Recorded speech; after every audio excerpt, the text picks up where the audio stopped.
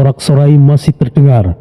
Dari tribun putih, para murid-murid muda bersorak penuh semangat, dan para pendekar dari Saptadharma terus berteriak, "Saptadharma siap bertarung! Kita akan cabik-cabik mereka! Bunuh jika perlu, kita singkirkan fraksi hitam!" Kemudian, di tribun fraksi hitam, suara tertawa keras terdengar. Beberapa bahkan meninju meja seperti menantang. "Hahaha, lihat mereka! Tunggu saja, kalian semuanya akan aku bantai!" "Itu benar, kita akan menghancurkan mereka!" "Jika kalian bertarung sekarang, Asuradaya akan mengambil keuntungan. Fokus pada turnamen, bukan omong kosong belaka. Kenapa harus gaduh? Ikutlah, jangan menjadi pengecut. Akan aku hajar kau juga." "Apa? Dasar orang barbar arogan. Apa yang bisa dilakukan makhluk macam kau itu? Menyebut namamu saja sudah membuatku muntah." "Kurang ajar kau. Kemari, ayo bertarung bangsat!" Di sebelah timur, seseorang berbisik, "Raja sungguh pintar. Ini akan membuat semuanya teralihkan, seperti keraton dalam masalah." "Ya, sudah jelas ada yang tidak beres. Tapi kita akan fokus satu hal. Kita pantau gerakan Illuminati. Mereka terlalu diam. Ini justru mencurigakan." Sementara itu, di tribun para pimpinan sekte dan aliansi. "Oh, ini menarik. Ini mungkin adalah ajang untuk mempermalukan mereka yang sok suci." Talanemi berdiri dan menatap langsung ke tribun barat. Suaranya lantang. "Dharma Gautama, baguslah kau masih bernafas sampai saat ini. Jangan sampai kau mati karena jantungan, karena muridmu dibantai." Dharma melirik dingin ke arah tribun barat. "Kalanemi, mulutmu memang tidak pernah berubah. Hati-hati saja, murid-muridmu bisa jatuh sebelum sempat naik ke panggung. Jangan meremehkan anak-anak Saptadharma." "Master, Talanemi adalah dalang dari semua kekerasan yang terjadi di daratan tengah. Kalian bermain curang dan bertindak kejam. Aku pastikan generasiku kalian akan musnah." Talanemi tertawa lebih keras. "Bocah yang arogan. Tidak ada kata curang dalam perang. Itu strategi bocah. Apakah gurumu terlalu tolol tidak bisa mengajarkanmu?" "Kurang ajar, kau hentikan. Tidak perlu meladeni mereka." Sementara itu di utara, seorang anggota Illuminati berteriak pelan tapi terdengar. "Hei para binatang buas, lebih baik kalian diam. Kalian terlalu berisik. Tutup mulut kotor kalian itu." "Apa yang kau katakan Illuminati keparat? Kalian cuma sekte kecil. Beraninya kalian. Kemarilah dan akan aku pecahkan kepalamu itu." "Apa yang kau katakan? Coba saja. Kalian itu hanya berisik, barbar, idiot dan lemah." "Hei, apa kau juga ikut-ikutan menjadi idiot seperti ya? Diamlah, hormati Raja Banyugeni." Terdengar meja di tribun selatan ditinju oleh salah satu murid hitam. Kayu meja retak sedikit dan pecahan kecil langsung berterbangan. Prajurit keraton buru-buru melerai. Dua orang maju dengan tombak sebagai peringatan. Tapi keributan kecil itu berhasil menambah ketegangan di ruangan. Beberapa tamu dari Saptadharma berdiri siap. Sementara di utara, anggota Asuradaya memegang senjata. Mereka bersiap jika bentrokan akan terjadi. Raja Banyugeni kemudian mengangkat tangannya. "Aku mohon hentikan. Ini sudah cukup. Ini bukanlah tempat untuk bertarung. Nikmatilah perayaan. Turnamen akan dimulai beberapa hari lagi. Saat itu tiba, tolong tahan diri kalian." Raja Banyugeni duduk kembali dan para prajurit mundur. Aula perlahan tenang, tapi tetap antara fraksi masih penuh dengan dendam. Setelah itu, acara dilanjutkan dengan pentas tari, musik, dan jamuan makan. Para penari dengan kostum emas menari di tengah aula. Gerakan mereka sinkron dengan irama, dengan alunan gamelan yang keras. Piring-piring besar berisi daging panggang dibawa masuk. Asap mengepul ke udara. Para pelayan bergerak cepat, membagikan makanan ke setiap tribun. Menghindari area yang masih tegang, para fraksi putih makan dengan tenang. hanya sedikit menyentuh hidangan. Seorang prajurit memakan sepotong kecil dan berkata kepada gurunya, "Guru, makanan ini nampak enak. Keraton memang tidak tanggung-tanggung menyajikan makanan." "Jangan terlalu banyak makan. Itu tidak baik. Secukupnya saja. Apakah kau sudah siapkan siapa yang akan dikirim untuk turnamen anak muda berbakat?" "Tentu saja, Guru. Saya sarankan murid kita yang bernama Krishna. Ia punya teknik pedang yang lumayan cepat." "Baiklah, aku serahkan padamu." "Baik, Guru." Dari selatan, seorang pelayan membawa piring ke tribun Anihita Dharma. Talanemi meraih potongan besar daging dan berkata, "Ambillah, makan yang banyak biar cepat besar dan kuat anak-anak."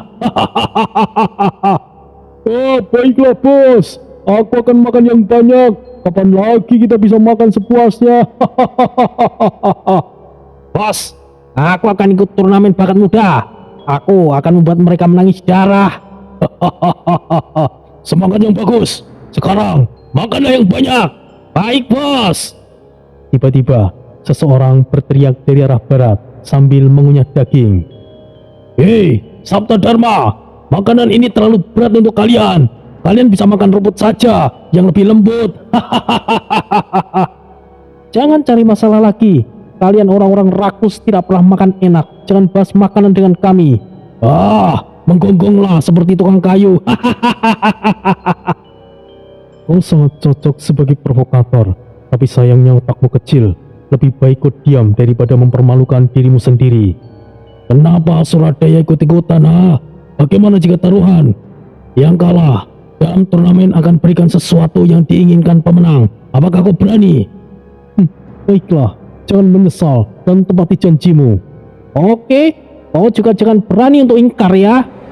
"Hei, apa kau serius ingin buat taruhan dengan barbar itu?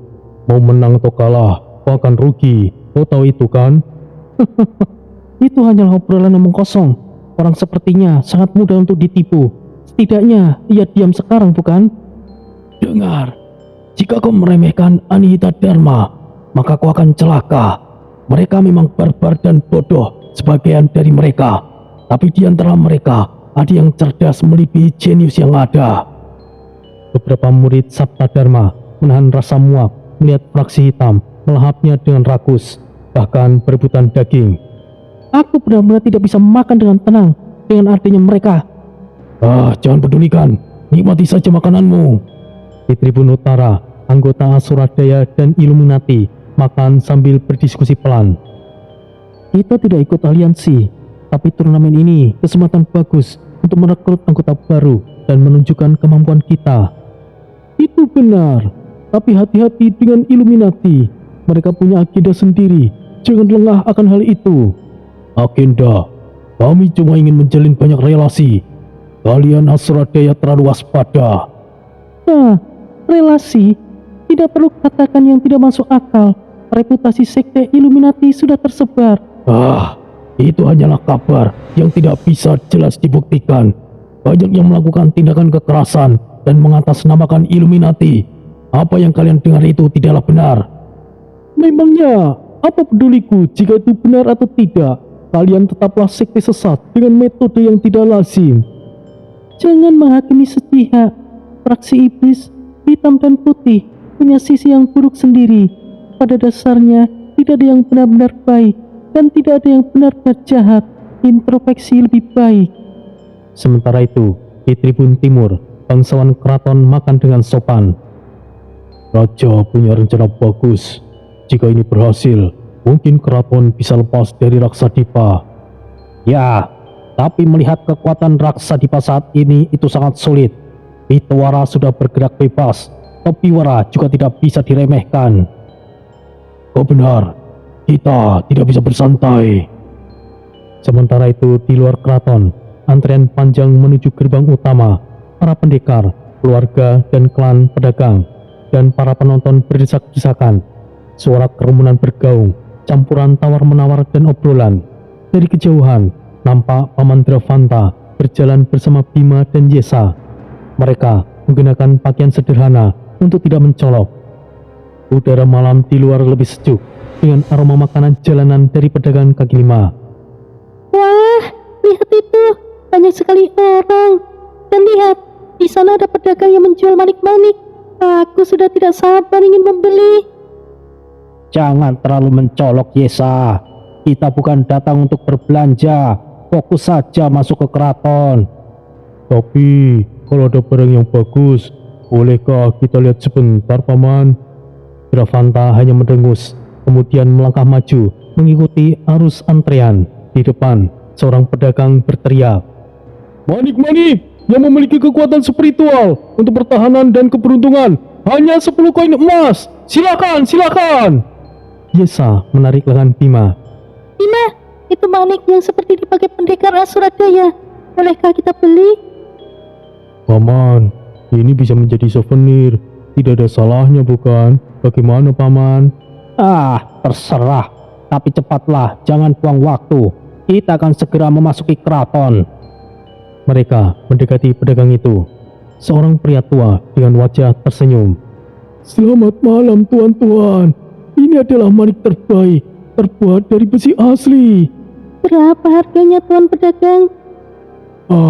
Hanya 8 koin saja untuk nona cantik.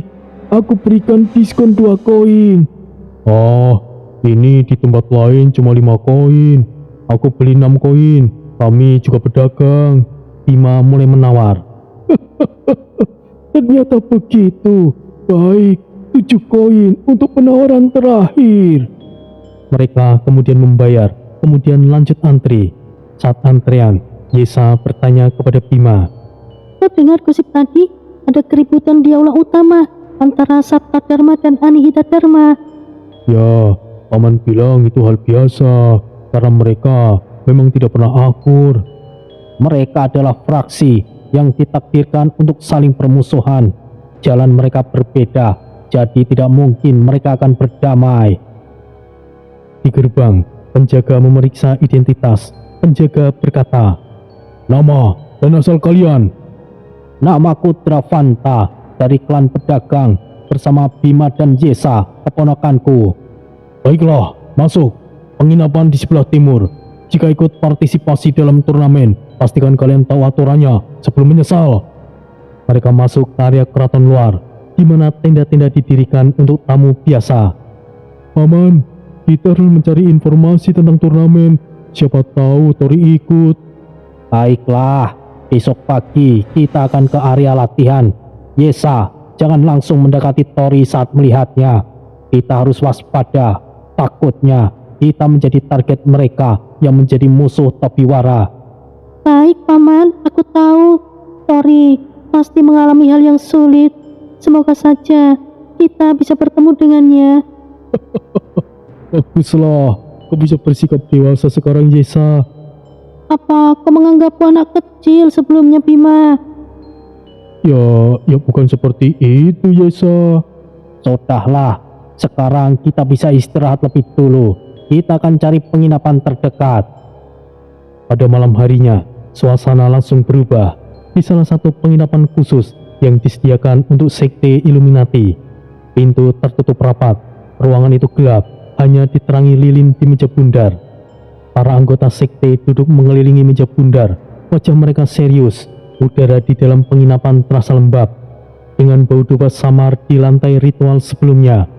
Wakil pemimpin mereka, seorang pria berwajah tirus dengan mata tajam, bernama Varuna Kusra, membuka gulungan kertas berisi daftar tamu undangan. Ia meletakkan gulungan di tengah meja dan cahaya lilin memantul di permukaannya.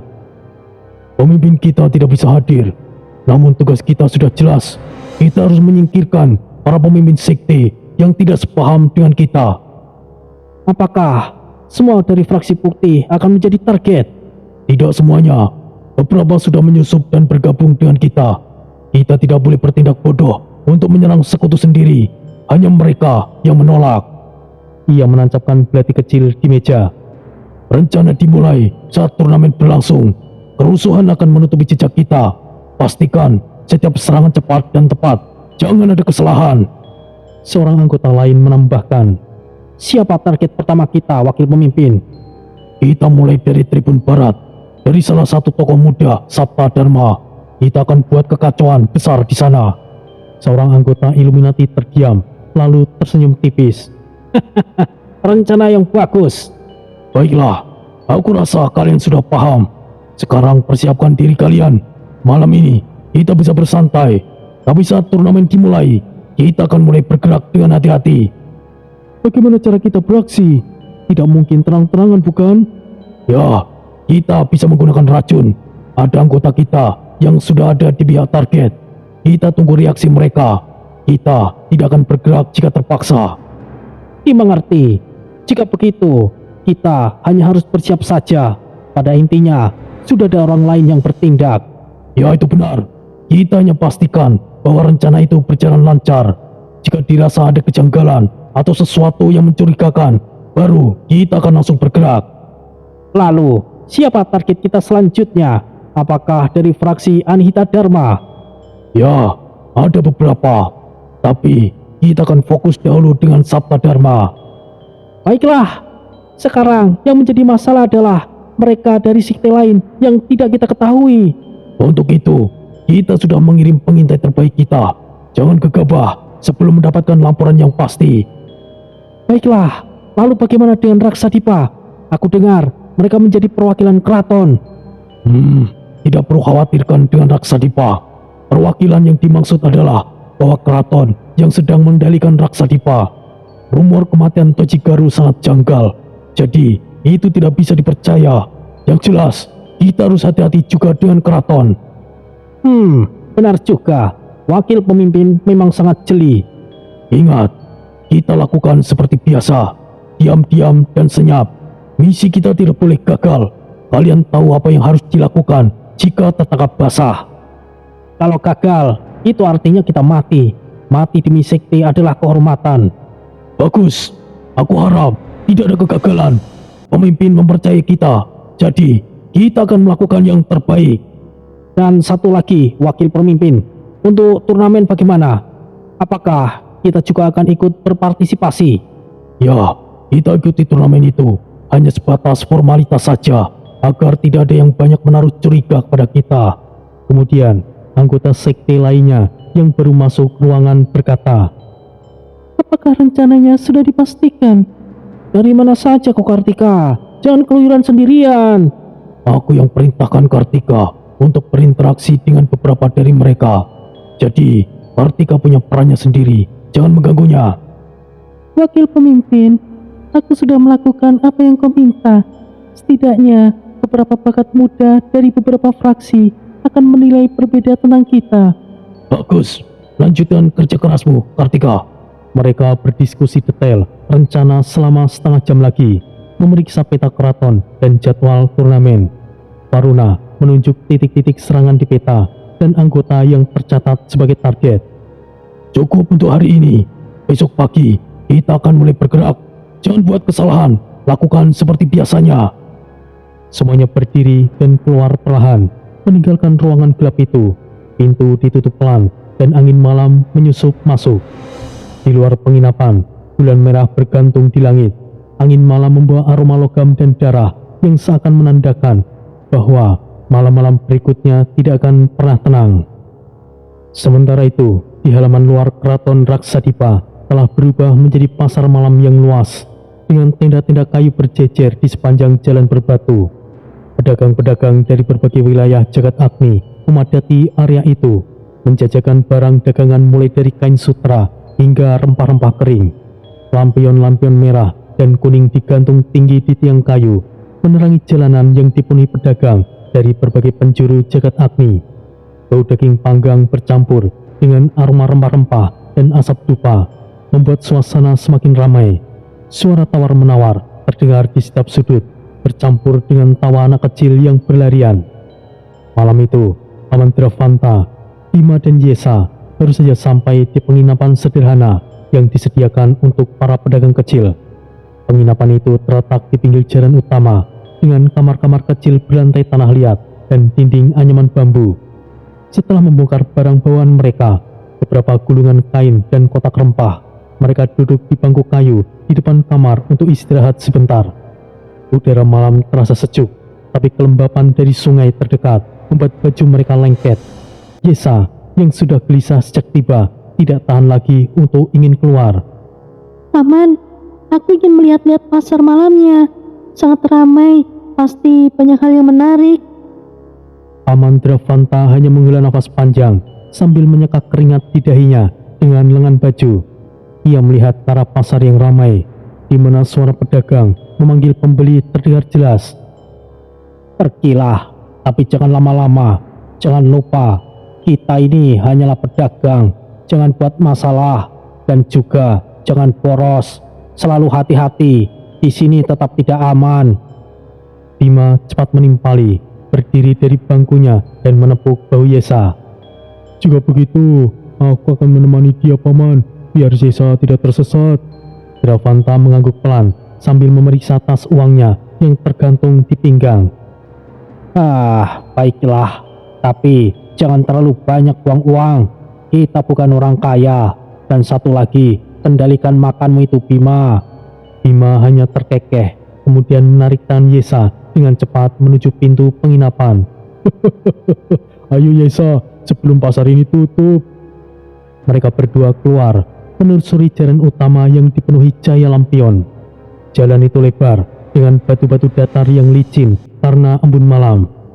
Dan di pinggirnya, berjejer lapak-lapak dengan barang dagangan yang bertumpuk.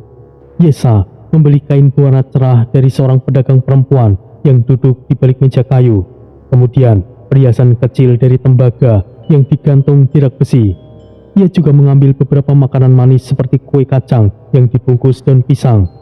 Bima di sisi lain berhenti di depan lapak panggangan, di mana asap mengepul dari arang panas.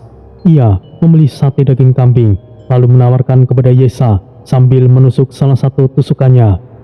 Mau coba? Pedas sekali ini, tapi ini pedas nikmat, aku suka. Yesa menggeleng pelan sambil memegang tas belanjaannya yang mulai penuh. Aku tidak suka begitu pedas, kau saja yang habiskan. Lagian, kau ini yang doyan makan bukan? Kalau begini, aku akan bertambah gemuk, tapi tidak masalah lah. Mereka terus berjalan menikmati suasana pasar malam yang seakan tiada habisnya. Di sekitar mereka, para pedagang saling bersaut-sautan, menawarkan harga diskon untuk menarik pembeli. Anak-anak kecil berlarian di antara kaki orang dewasa, memegang mainan kayu yang baru saja dibeli. Yesa sesekali menatap keramaian dengan harapan, matanya menelusuri wajah-wajah orang asing. Bima, kalau aku beruntung, mungkin aku bisa bertemu dengan Tori di sini. Aku rasa dia ada di keraton ini. Bima mendengus sambil menyeka mulutnya dengan punggung tangan setelah menghabiskan satu sate terakhir. Oh, terlalu banyak berharap, Yesa. Kita ini pedagang biasa, mana mungkin bisa bertemu dengannya. Sekalipun Tori ada di sini, ia pasti menjadi utusan penting. Kita mana mungkin ada kesempatan bertemu dengannya. Yesa hanya tersenyum samar, tidak membalas. Mereka melanjutkan perjalanan, melewati area di mana musisi jalanan memainkan alat musik sederhana seperti rebab dan gedang, menghasilkan irama ritmis yang membuat orang-orang bergoyang pelan. Bima membeli minuman dingin dari botol tanah liat, air kelapa dicampur sirup merah, dan membagikannya kepada Yesa. Nih, kita minum dulu Yesa, panas sekali malam ini. Terima kasih. Kau tahu Bima, pasar ini lebih besar dari yang kubayangkan. Ada pedagang dari wilayah timur yang menjual batu permata. Mungkin besok kita akan melihat lebih banyak. Ya, tapi ingat pesan paman, kita tidak boleh boros. Kita harus menghemat untuk perjalanan pulang. Ingat, tujuan utama kita untuk pergi ke Raksadipa. Aku tahu. Aku harap bisa bertemu di sini. Semoga saja. Kemudian, mereka berhenti lagi di lapak kain, di mana Yesa memeriksa pola bordir yang rumit. Pedagang di sana, seorang pria tua dengan kumis panjang, mendekat. Ini kain dari wilayah barat, Nona. Kuat dan tidak luntur. Harga spesial malam ini hanya 10 keping perak untuk satu gulung. Bisakah kurang? Kami adalah pedagang kecil, Tuan. Pedagang itu menggeleng. 9 keping, itu batasnya. Ambillah atau tinggal. Ambil saja Yesa, itu bagus tuh dijual lagi nanti. Baiklah, 9 keping.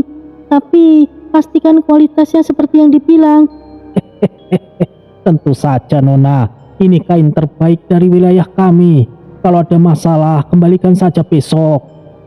Akhirnya Yesa setuju, membayar dan menambahkan kain itu ke tasnya. Mereka melanjutkan, tapi Bima mulai merasa lelah.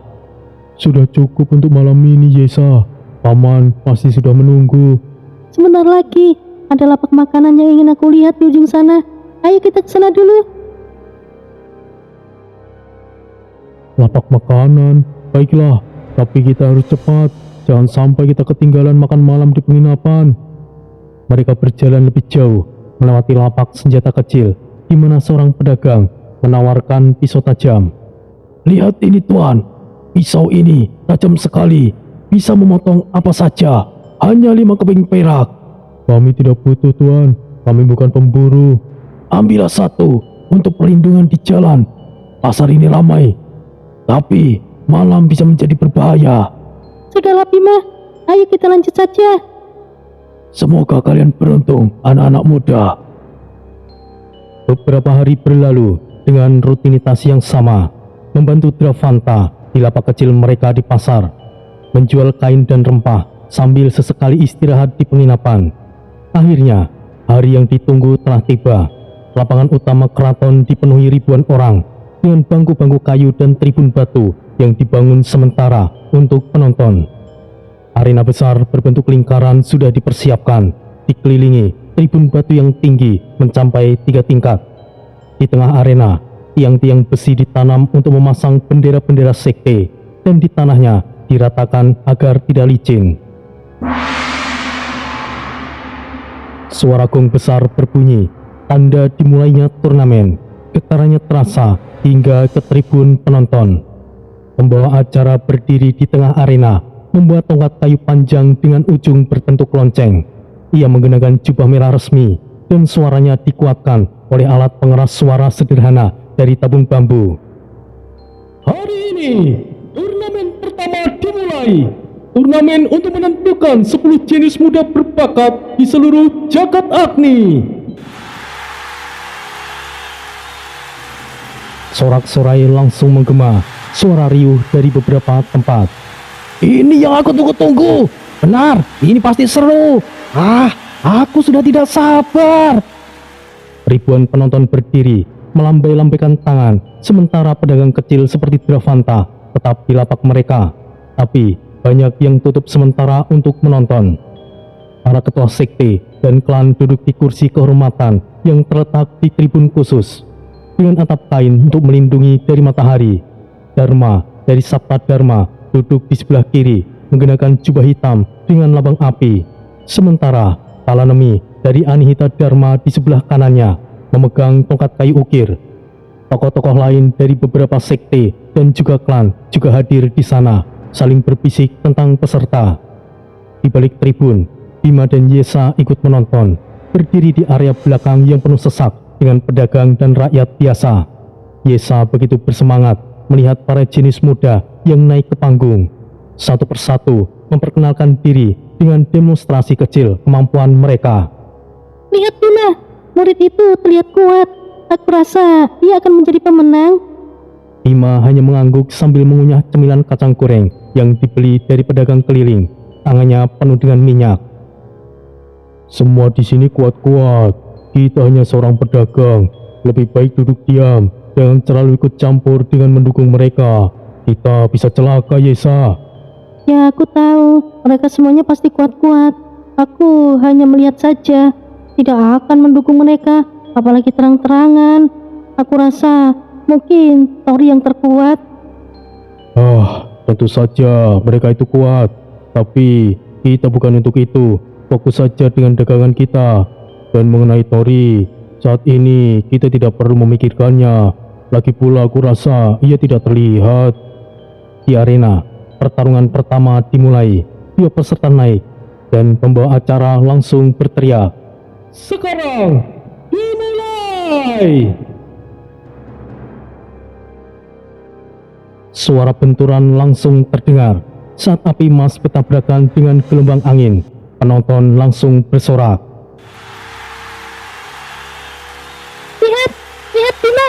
sangat kuat. Lihat api emasnya, sungguh luar biasa. Bima hanya menggeleng dan membatin. Sejak kapan Yesa tertarik dengan seni bela diri? Padahal dulu ia hanya suka obat-obatan. Mereka terus menonton beberapa ronde. Suara ledakan berguncang setiap kali serangan mendarat. Dan di antara istirahat, pembawa acara mengumumkan, berikutnya, murid dari Anihita Dharma melawan wakil dari Sabta Dharma. Kalanemi, apakah muridmu sudah siap? Jangan sampai kalah di ronde awal. Kita lihat saja Dharma. Mungkin muridmu akan menangis nanti. Pertarungan langsung berlanjut dengan penonton semakin antusias. Bima akhirnya mulai bosan. Sudahlah, Yesa, kita kembali ke lapak. Paman pasti butuh bantuan. Tunggu satu ronde lagi, Bima. Ini lagi menarik. Baiklah, tapi jangan lama-lama. Aku sudah mulai bosan. Setelah ronde itu selesai, seorang penonton di sebelah mereka, seorang pedagang tua ikut bicara. Kalian dari mana? Pertarungan ini luar biasa, bukan?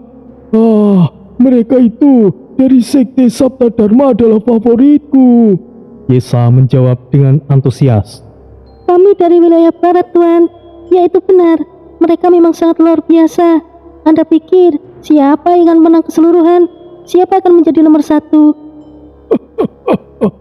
Sulit untuk dibilang, tapi wakil dari Raksadipa punya keuntungan. Tapi sepertinya Raksadipa tidak ikut partisipasi. Apakah kalian pedagang? Barang apa yang kalian jual? Kain dan rempah. Lapak kami ada di pinggir pasar, orang tua. Bagus. Mungkin besok aku akan mampir. Hati-hatilah di keramaian ini. Pasti banyak copet. Aku mengerti. Terima kasih atas peringatannya. Yesa, ayo kita kembali sekarang. Di sisi lain keraton, di bawah tanah yang gelap dan lembab, suasana jauh berbeda. Ruangan itu adalah bunker rahasia dengan dinding batu basah dan lantai berlumut, diterangi hanya oleh obor-obor yang menempel di dinding. Pitowara, ayah Topiwara, berdiri bersama 3 guardian. Guardian Agung, Guardian Tangan, dan Guardian Kiwa. Mereka baru saja membersihkan luka di lengannya. Udara di sana begitu pengap. Di depan mereka, seorang pemuda berwajah pucat dengan sorot mata yang tajam berdiri. Putra mahkota Indradipa menggunakan jubah sederhana untuk menyamar. Pitowara menatapnya serius, suaranya rendah untuk menghindari gema di lorong. Indradipa, jangan tinggalkan tempat ini. Kami sudah tahu pembunuh yang dikirim untuk mencabut nyawamu. Indradipa mengepalkan tangan, nadinya menonjol di lengan. Ayahku sendiri yang telah mengutus mereka. Sejak ditundukkan oleh Topiwara, ia seperti bukan Raja Banyugeni lagi. Aku curiga perayaan besar ini juga bagian dari rencana itu. Guardian Kiwa menggeram sambil memeriksa luka tikam di bahunya yang masih berdarah. Baru saja aku hampir mati ditikam oleh seorang pelayan. Mereka bukan musuh sembarangan. Para pembunuh itu terlatih berkeliaran di keraton ini. Pitowara mengangguk, tangannya memegang gagang pedangnya sendiri. Kita akan bertahan di sini sampai Topiwara tiba. Semuanya jangan gegabah. Guardian Agung menambahkan. Aku sudah periksa lorong utama. Ada jejak kaki baru. Mereka telah dekat. Jika apa yang dikatakan putra mahkota benar, maka aku curiga ini ada kaitannya dengan Illuminati. Indradipa melangkah maju. Aku rasa juga begitu. Dewan Agung, aku rasa sudah runtuh. Kini mereka pasti sudah dikendalikan oleh sekte Illuminati. Guardian Tangan membalas. Jika itu benar, maka ini akan menjadi situasi yang berbahaya. Mungkin secara kemampuan kita masih bisa mengimbangi setidaknya, tapi cara mereka bertindak membuat kita kesulitan. Di bawah lorong sempit bawah tanah, suara langkah samar terdengar, seperti gesekan sepatu di batu basah. Semua guardian langsung siaga. Tombak dan pedang terhunus dengan gesekan besi saat bilahnya bergesek. Suasana tegang, hanya menunggu serangan berikutnya. Dari arah timur, Setidaknya ada 2 orang, mungkin. Bersiap, tapi jangan buru-buru bertindak. Kita akan pastikan lebih dulu mereka musuh atau bukan. Jika mencurigakan, langsung bunuh mereka. Indradipa menahan nafas. Sialan. Aku gemetar tanpa bisa berhenti. Tahu seperti ini nasibku, aku pasti belajar bela diri dengan giat. Kau aman bersama kami. Tidak perlu ada yang kau takutkan. Mereka menunggu, tapi langkah itu tiba-tiba menghilang. Kenapa mereka balik arah? Apa mereka hanya patroli? Tapi ini aneh, jika patroli harusnya sampai kemari. Kita perlu rencana cadangan. Kita tidak bisa terus berada di sini. Kita juga tidak tahu keselamatan pemimpin. Meskipun aku yakin tidak ada yang bisa mengancamnya. Tapi dengan rencana licik pemimpin bisa dalam bahaya. Ya, aku setuju. Topiwara masih mudah untuk ditipu. Tapi kita akan menunggu sebentar. Jika Topiwara tidak kunjung datang, maka kita akan bergerak. Indradipa bertanya. Berapa lama lagi Tuan Topiwara akan datang? Orang sepertinya, aku yakin tidak ada yang bisa membuatnya kesulitan. Bahkan Tojigaru bukan apa-apa di hadapannya. Pertarungan tidak selalu dinilai dari kekuatan, kecerdikan, dan kecerdasan. Hal yang paling berbahaya adalah kelicikan. Sementara itu di atas, keramaian pasar malam masih berlangsung. Meskipun turnamen sudah selesai untuk hari itu, ribuan pedagang membuka lapak, menjual segala macam barang dari senjata kecil seperti pisau ataupun obat-obatan herbal. Lampion-lampion masih menyala dan suara musik dari musisi jalanan terus mengalun. Paman Dravanta sibuk bernegosiasi dengan para saudagar besar di area khusus untuk pedagang besar. Di bawah tenda besar dengan meja-meja kayu yang panjang, ia duduk di depan seorang saudagar tua yang memegang gulungan kertas kontrak. Kita bisa mengirim kain dari barat dengan harga separuh, asal ada jaminan jalan aman. Bagaimana menurutmu? Saudagar itu tertawa kecil sambil menyentuh jenggotnya yang panjang. Kau bicara jaminan, kau harus punya hubungan dengan sekte besar. Jika tidak, khalifahmu akan jadi santapan para bandit. Dravanta hanya tersenyum sambil menuang teh dari teko tanah liat untuk mereka berdua. Itulah sebabnya aku datang ke sini. Aku ingin membangun hubungan dengan Raksa di Pakelak. Dan aku percaya diri, pasti aku mendapatkan dukungan. Raksa Dipa memang kuat, tapi mereka sibuk dengan urusannya. Kau perlu mendapatkan dukungan dari asosiasi dagang jika ingin bisnismu aman tanpa terikat dengan sekte. Oh, benarkah? Siapa yang bisa membantu? Aku punya sampel kain bagus, bisa ditunjukkan sebagai bukti. Cobalah hubungi wakil mereka. Jika tak salah, namanya Frata. Ia tangani urusan dagangan, tapi harganya mahal. Mungkin butuh sedikit suap. Kita hanyalah pedagang kecil. Suap bukanlah gaya kami. Apakah ada cara lain? Tunggu saja setelah turnamen. Saat itu, mereka mungkin bisa lebih santai. Pada saat ini, asosiasi dagang sedang melayani para sekte. Bagaimana jika kalau kita membuat kesepakatan sementara? Aku akan mengirim sampelnya dulu. Kau periksa kualitasnya. Bagaimana ya? Tapi baiklah. Tapi pastikan pengirimannya tepat waktu. Jika telat, kontrak akan dibatalkan. Mereka terus berbicara sambil menandatangani kesepakatan sementara. Di sudut lain pasar, Bima masih mengajak Yesa untuk berkeliling. Yesa membeli beberapa baju baru, kain tipis berwarna cerah dari lapak yang sama dengan sebelumnya, serta perhiasan kecil seperti gelang tembaga berukir. Mereka terlalu larut dalam suasana, tidak sadar banyak mata mengawasi dari balik kerumunan. Di tengah keramaian, seorang pria berjubah gelap memperhatikan Yesa dari jarak 10 langkah. Ia berbisik pada rekannya, seorang pria kurus dengan bekas luka di pipinya. Gadis itu, target yang mudah. Mereka sepertinya orang kaya. Kita akan beraksi. Kita bawa wanita itu. Lakukan dengan hati-hati. Ya, tunggu saat lelakinya lengah. Kita bawa ke gudang belakang. Pastikan tidak ada saksi. Aku tangani di depan. Kau yang di belakang. Bergerak dengan cepat. Jangan buat kesalahan. Mereka mengikuti perlahan, menyamar sebagai pembeli biasa. Beberapa saat kemudian, ketika Bima sibuk membeli minuman di lapak air kelapa, di mana antrian panjang membuatnya menunggu. Yesa berjalan sendirian ke lapak sebelah untuk melihat kalung. Tiba-tiba, sebuah tangan menutup mulutnya dari belakang. Dalam sekejap, Yesa lenyap dari balik kerumunan, ditarik ke gang sempit di antara tenda-tenda. Bima menoleh setelah membayar minumannya, memegang 2 botol. Yesa, Yesa, di mana kau? Ia mulai panik mencari kanan dan kiri, matanya menelusuri wajah-wajah orang. Yesa, kau di mana? Ia berlari, menelusuri jalan pasar, mendorong orang-orang yang menghalangi. Suaranya semakin keras. Ia menanyakan ke pedagang sekitar yang sibuk melayani pembeli lain. Hei, apakah kalian melihat gadis muda memakai kain biru? Maaf, aku tidak tahu. Terlalu lama di sini. Apa kau kira aku harus fokus pada satu orang? Mungkin dia ke lapak makanan. Coba saja cari di sana. Bima terus mencari hingga keringat membasahi wajahnya. Bajunya basah kuyup. Ia berlari ke area musik, bertanya kepada para musisi. Maaf, apakah ada gadis muda lewat sini? Rambutnya panjang, memakai kain biru. Oh, maaf Kisanak, kami tidak tahu.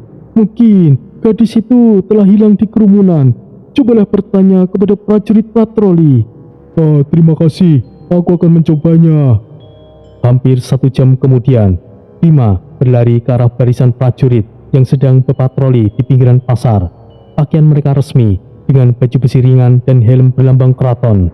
Tapi sebenarnya mereka adalah orang-orang dari Raksadipa yang menyamar untuk misi rahasia. Bang Sanu memimpin kelompok itu, berjalan dengan langkah yang tegas. Tuan prajurit, Tuan prajurit! Teriak Bima sambil mendekat. Tangannya memegang lengan salah satu prajurit. Tolong, adikku hilang, namanya Yesa. Ia baru saja diculik mungkin. Kami sedang menjalankan tugas penting. Urusanmu bukanlah prioritas. Menyingkirlah dari hadapan kami. Bima menggertakkan giginya mengikuti langkah mereka. Tapi ini masalah nyawa. Kalian prajurit, bukankah tugas kalian melindungi rakyat? Bang Sano mengibaskan tangan, memberikan isyarat kepada anak buahnya untuk terus maju. Kau yang seharusnya bertanggung jawab.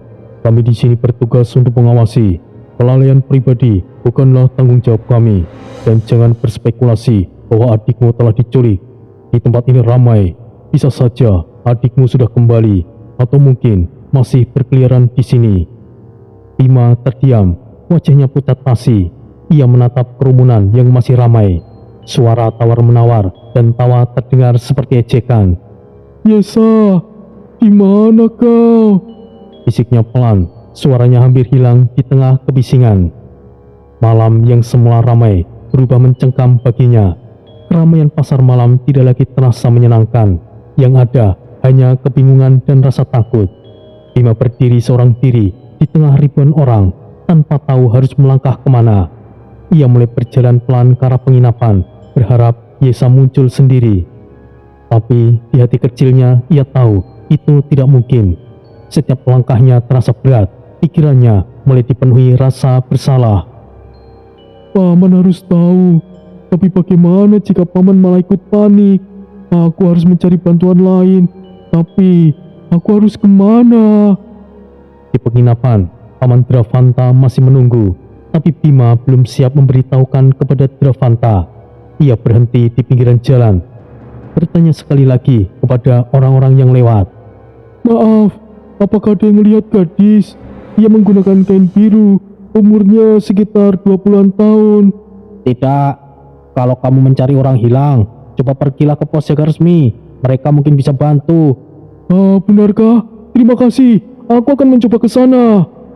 Namun, setelah di pos jaga, mereka juga tidak bisa membantu sama sekali. Bima duduk di pinggiran jalan dan kepalanya tertunduk. Ini semuanya salahku. Aku seharusnya tidak lengah. Perayaan yang besar dan dipenuhi sukacita itu, tidak banyak yang tahu bahwa pertumpahan darah akan segera memenuhi halaman keraton. Sementara itu, di tempat lain, lokasi yang tidak diketahui, jauh dari keramaian, sunyi, bahkan suara nafas pun terdengar. Di sebuah ruangan pengap di tengah hutan lebat, Yesa tertunduk di pojok dengan tubuh gemetar hebat.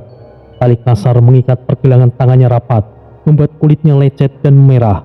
Lantai tanah lembab berlumpur dengan genangan air kecil yang menetes dari atap yang bocor, dan udara dingin menusuk tulang hingga membuat nafasnya berembun.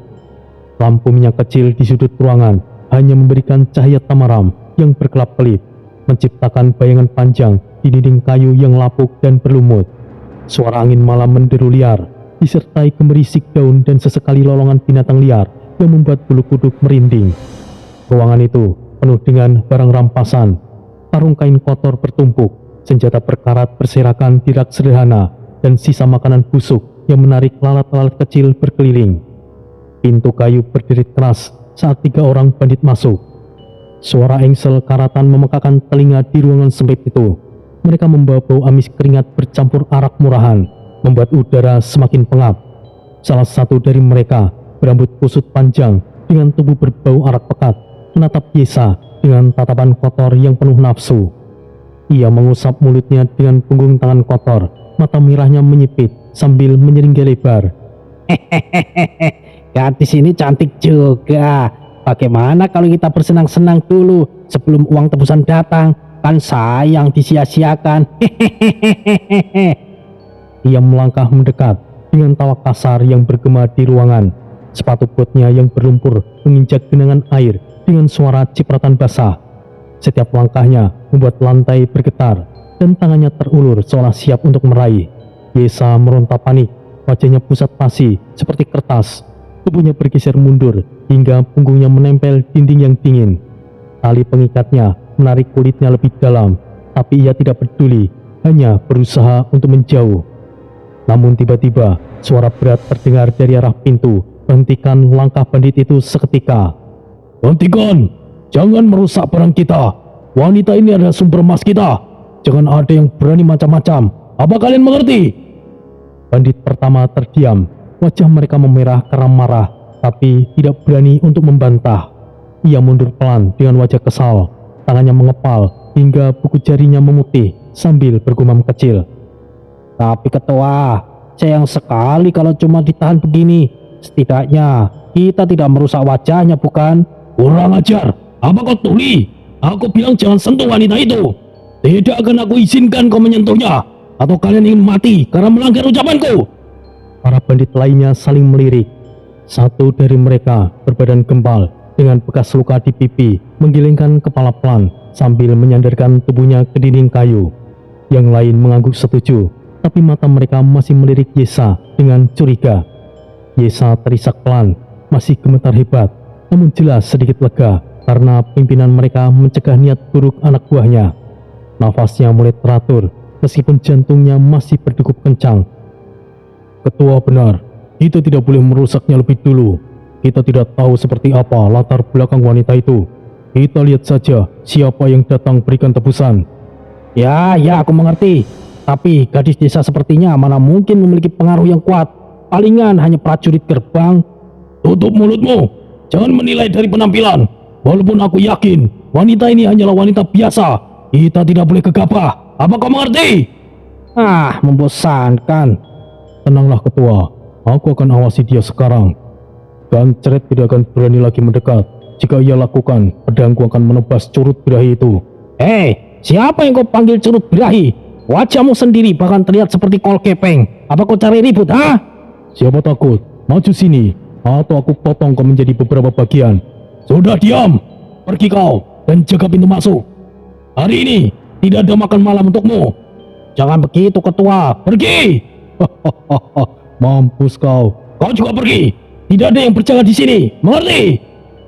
Mereka kemudian meninggalkan ruangan satu persatu.